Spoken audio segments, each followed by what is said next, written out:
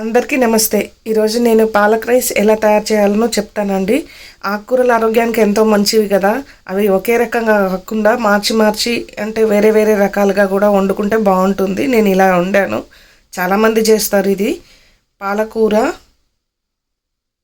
Basmati rice 3 గ్లాసులు తీసుకున్నాను ఇక్కడ నేను. ఉల్లిగడ్డలు 2, పచ్చిమిర్చి, ఆయిల్, పసుపు, ఉప్పు, అల్లం వెల్లుల్లి పేస్ట్, గరం మసాలా, ధనియా పౌడర్, వాటర్ 5 గ్లాసులు, నెయ్యి. ఇవి మసాలాలండి. బగారా రైస్కి మనం వాడే మసాలాలు ఉంటాయి కదా, అన్నీ కొంచెం కొంచెం క్వాంటిటీ పడతాయి. పాలకూరని చిన్న ముక్కలుగా కట్ చేసుకొని ఒక 10 పచ్చిమిరపకాయలు తీసుకున్నానండి. 10-12 పచ్చిమిరపకాయలు పడతాయి. ఇవన్నీ మిక్సీ జార్లోకి తీసుకున్నాను, పాలకూరను పచ్చిమిర్చిని. కల్లుప్పు ఒక స్పూన్ తీసుకొని రాక్ సాల్ట్ అంటాం చూడండి, దొడ్డుప్పు, దాన్ని వేసి మెత్తగా గ్రైండ్ చేసుకోవాలండి. మంచి ఫైన్ పేస్ట్ చేసుకొని పక్కకు పెట్టుకోవాలి. స్టవ్ మీద గిన్నె పెట్టుకొని 4 గంటల ఆయిల్ వేసుకున్నాను.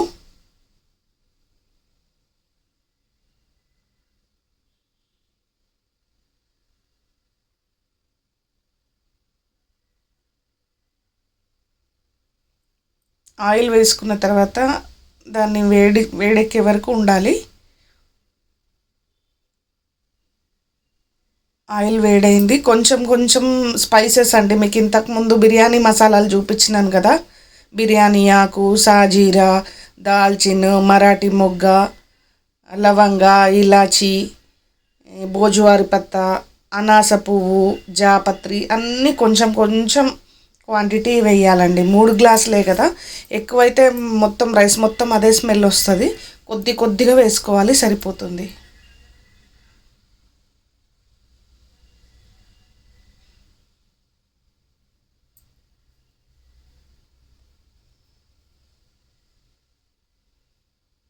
అన్నీ కొంచెం కొంచెం వేసుకున్నాను చూడండి. అనాస పువ్వు, జాపత్రి చాలా కొద్దిగా వేయాలి. ఇప్పుడు భోజువారి పత్తా వేసాను కదా, ఇది కూడా వేగితే మంచి వాసన వస్తుందండి. ఆ ఫ్లేవర్కి మనకు తినబుద్ధి అవుతుంటుంది రైస్. బగారా రైస్ అయినా మనం పులావులు చేసుకున్నా ఈ మసాలాల వల్ల మనకు తినాలన్న కోరిక పెరుగుతుంది ఆ వాసనకి. ఇవి మంచిగా వేగిన తర్వాత ఉల్లిపాయలు వేసుకోవాలి. నేను ఆ 2 ఉల్లిగడ్డలను పొడవుగా కట్ చేసుకున్నానండి. ఉల్లిపాయలను మంచిగా వేగనివ్వాలి.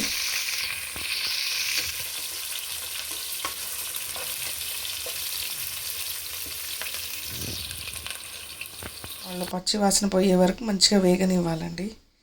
అల్లం వెల్లుల్లి పేస్ట్ వేసుకోవాలి. చూడండి, ఒక పెద్ద స్పూన్తో వేసుకున్నాను అల్లం వెల్లుల్లి పేస్ట్.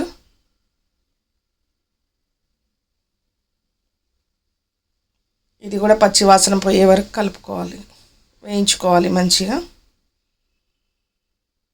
ఇప్పుడు మనం గ్రైండ్ చేసి పెట్టుకున్నాం కదండి పచ్చిమిర్చి, పాలకూర, ఇది అందులో వేసి ఇది కూడా వేగనివ్వాలి.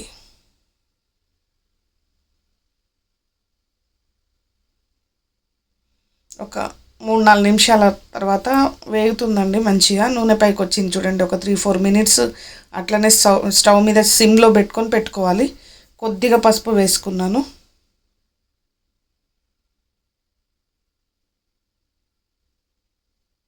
అడుగు పట్టకుండా కలుపుతూ ఉండాలి.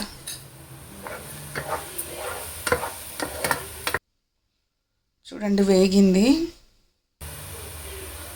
ఇప్పుడు వాటర్ 3 గ్లాసులు రైస్ తీసుకున్నాను కదండి, కొంచెం తక్కువ నీళ్ళు పడతాయి మామూలు కంటే, అందుకని 5 గ్లాసుల వాటర్ తీసుకున్నాను నేను ఇక్కడ. మామూలుగానైతే మనం మామూలు రైస్కి 6 గ్లాసులు తీసుకుంటాం కదా, ఇక్కడ 5 మాత్రమే తీసుకున్నాను. నానబెట్టి ఉన్నది కదా బియ్యం. కొద్దిగా సాల్ట్ తీసుకున్నానండి, 1.5 చెంచాల దొడ్డుప్పేనండి, అది కూడా 1.5 టేబుల్ స్పూన్లు ఇప్పుడు తీసుకున్నాను. ఎందుకంటే పచ్చిమిర్చి పేస్ట్లో కూడా నేను 1 స్పూన్ తీసుకున్నాను. ఎసరు వచ్చింది చూడండి, నీళ్ళు బాగా మసులుతున్నాయి. ఇప్పుడు ఆ రైస్ వేసుకోవాలి. మనం నానబెట్టి పెట్టుకున్నాం కదా, ఒక అరగంట పాటు మంచిగా కడిగి శుభ్రపరిచి పెట్టుకోవాలండి బాస్మతి రైస్ పక్కకు.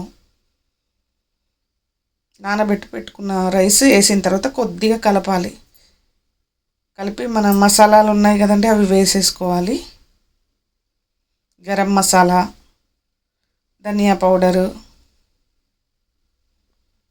2 స్పూన్స్ వేసిందండి. గరం మసాలా 1/2 స్పూన్. ఇప్పుడు కలుపుకొని మూత పెట్టుకోవాలి. ఒక 5 నిమిషాల తర్వాత మళ్ళీ మూత తెరిచి చూస్తే ఇంకొక 5-6 నిమిషాలల్లో రైస్ అయిపోతుంది అనే ముందు చూడండి కొద్దిగా వాటర్ ఉంది. ఇప్పుడు దగ్గర పడింది కదా. ఇది కూడా అంతా నీరంతా పోయి మంచి దమ్ అవ్వాలి రైస్. దాన్ని ఈవెన్గా స్ప్రెడ్ చేసుకొని నెయ్యి వేసుకోవాలండి. ఒక 2 స్పూన్ల నెయ్యి వేసుకోవాలి. అసలు ఎంత రుచిగా ఉంటుంది అంటే పాలక్ రైస్ తిన్నట్టు ఉండదండి. బిర్యానీ ఆకుకూరతో అన్నం పెట్టినట్టు పిల్లలు ఫీల్ అవ్వరు. మనం ఏదో బగారా అన్నం చేసి పెట్టినట్టే ఫీల్ అవుతారు. ఇంట్లో ఏమైనా కలుపుకొని తినొచ్చు మనం, మటన్, చికెన్, వెజ్ ఏదైనా. రైతా మూత పెట్టి ఒక 3 నిమిషాలు ఉండాలండి. అయిపోయిందండి రైస్.